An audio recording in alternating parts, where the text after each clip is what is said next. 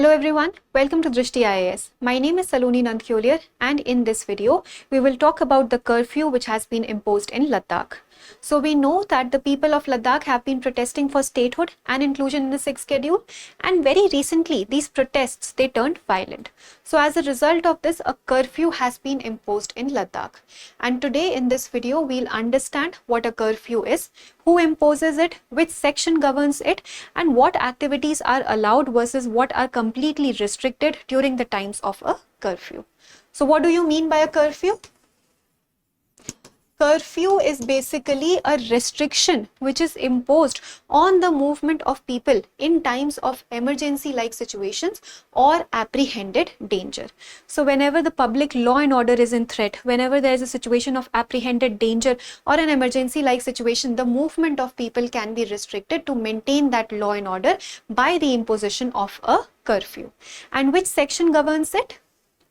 So section 163 of the Bharatiya Nagarik Suraksha Sanhita. This talks about the imposition of a curfew. Earlier, it was section 144 of the CrPC. And then we know that CrPC was replaced with BNSS. So now section 144 of the CrPC has been replaced by section 163 of the Bharatiya Nagarik Suraksha Sanhita. And this talks about an urgent action in cases of nuisance or apprehended danger. So whenever there is a situation of apprehended danger or a nuisance, then a curfew can be imposed. So it can happen even after the incident has taken place, and it can also be preventive in nature. So when the protest turned violence, then this curfew was imposed, but it can also be preventive in nature, which means that if the incident has not occurred even before that, if there's an apprehension of danger, even in that case, a curfew can be imposed. So who imposes this curfew? This section gives this right to the DMs, SDMs, or other executive magistrates entitled by the state government. These people, the DM, the SDM, or executive magistrates, they can basically impose a curfew. And this curfew will be valid initially for 2 months only. But this can be extended. This can be extended for a total of 6 months by the state government. So initially for 2 months, but it can be extended for a maximum of 6 months, for a total of 6 months by the state government. And what happens when a curfew is imposed? As I told you that the movement of people is restricted. So if we talk about the restrictions first, assembly of 5 or more people is completely restricted. So 5 or more people cannot assemble together if a curfew has been imposed in that area. Then marches, rallies, processions, all these things also cannot happen, because we are wanting to do what? We are wanting to restrict the movement of these people to maintain the law and order of the area or law and order of that state or the union territory.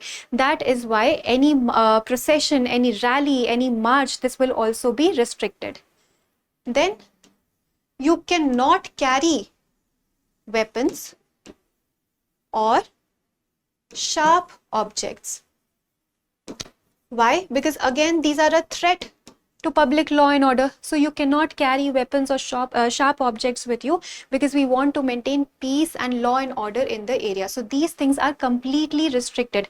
Assembly of 5 or more people or movement of these people in forms of marches, processions, or rallies, or carrying of weapons or sharp objects, these are completely restricted.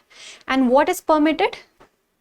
Very limited activities are permitted, like essential movement only. Essential movement. For example, if you're going to a hospital to avail medical services, these are essential movements. So only essential movements will be permitted, all the other types of movements will be restricted. And then there could be some designated exemptions. Designated exemptions mean if the state government has made certain exemptions in cases of some goods or services, if it has notified that some things will be exempted from this curfew, those will be under the category of designated exemptions because they have been designated. Only that will be allowed, and essential services movement will be allowed. All other forms of movement will be restricted to maintain law and order in the area. So the curfew, we discussed what a curfew is, what is the section of the curfew that is being imposed, and who imposes all these curfews, what is allowed and versus what is completely restricted. So that was all for today's video. Let us hope that the protests are no longer violent in that area and peace and tranquility can be maintained and the demands of the people of Ladakh are well heard, and then they can also be implemented by the central government. So that was all for today's video. We'll meet tomorrow with a new one. For more informative content, like, share and subscribe, and do not forget to press the bell icon to get the notifications.